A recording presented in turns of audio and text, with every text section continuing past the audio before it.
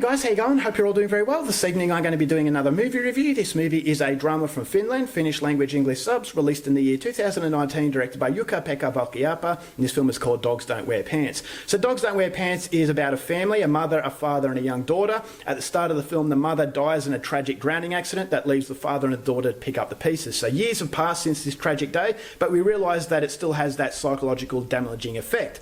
So the father is a very well-respected heart surgeon. He's got a lot of pressure in his work life, but then he has equal pressure in his home life because his daughter is at the age of rebelling against his authority. So it's having a very negative effect on him mentally, but then a chance encounter with a dominatrix allows him to go down a private path of physical pain to try and outweigh his emotional pain, but then he realises that both forms of pain are going to have grave consequences. And so what those consequences are is something you're going to have to find out for yourself, because that's as far as I'm going with my synopsis.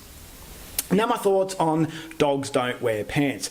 At the end of the day, this was a very, very challenging film, and it's very typical of European cinema, but unfortunately there was one glaring problem to the movie that I felt as though I was a little bit disconnected from, and so the movie didn't hit me on as much emotional punch as it really wanted to, which is something I'll go into a little bit later. But what I will say about Dogs Don't Wear Pants is that this is a clear example of the differences in sexuality as far as security is concerned between European and Hollywood. Is that Hollywood are very insecure about nudity, they're very insecure about showing sexuality in a very dark way, whereas European cinema aren't afraid to show that. And Dogs Don't Wear Pants is definitely a fine example of showing you sexuality in a very ugly light. Is that this is a very depressing film, it's a very extreme film, it has sexual interactions that are very, very uncomfortable, but you can't help but feel as though you're captivated by it. It's because there is a difference to this. It has a hypnotic quality through the visuals that makes it a very memorable film based on a visual sense, but I just didn't get the emotional connection that I really wanted to, which again I'll go into a little bit later. So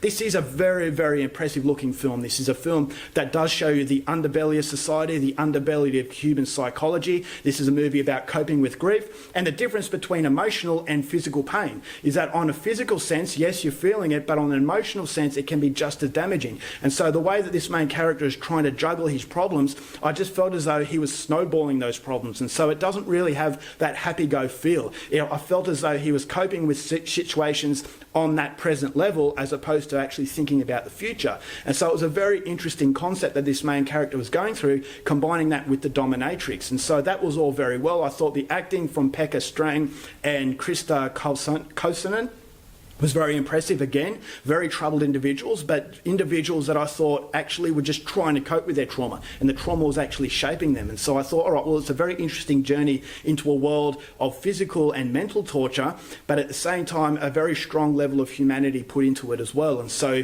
it does have very extreme depictions of sexual acts. As I said, there's physical pain. There is one scene near the end that I thought was very shocking, so be very careful. If you are very sensitive to this kind of thing, Dogs Don't Wear Pants is definitely not for you. So the ending I thought was a little bit confusing. I didn't really like the way it ended. I didn't really know where this director wanted to take me, whether it was supposed to be uplifting or was it supposed to be depressing. And so I just don't feel as though the ending worked because of the main problem I had with this film. So the acting performances were good, but the script doesn't allow you to get a full emotional connection with the characters. Is that I get it. These characters are very damaged, and like damaged people in reality, they're going to have that barrier up. It's basically not going to spill all of their feelings out to you.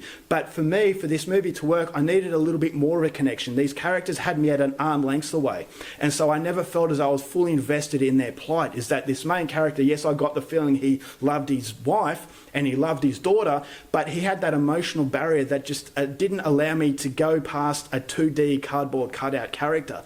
And so yes, this character was going through horrible things, but I couldn't help but feel as though, okay, there's a certain length that I'm kept away from this character to prevent me from fully, sympathising for his plight. And so that of the daughter as well, I thought her character was very simplistic, and so the simplicity of the characters doesn't really match the overall absorbing visuals to actually give you a really rewarding experience. And that's something that I was very surprised with in a very negative way, because a lot of Scandinavian films actually give you that emotional connection. So the emotion emotion is through the visuals, through what happens on what you see on a visual base, combining that with the score that I thought was very good. But unfortunately, I just didn't really care as much as I really needed to for the overall story to have the full impact that it really wanted to create. And so that was ultimately the problem to this film. But if you like your really dark, extreme sexual films, then Dogs Don't Wear Pants is definitely very interesting. It's very absorbing on a visual sense, but I just didn't get that complementing sort of psychological sense as well. So that was the ultimate killer to this film. It's not a bad movie by any means, but I couldn't help but feel it should have been a lot better. And as a result of that, I'm going to give Dogs Don't Wear Pants 3.5 stars.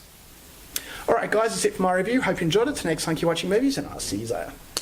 Bye.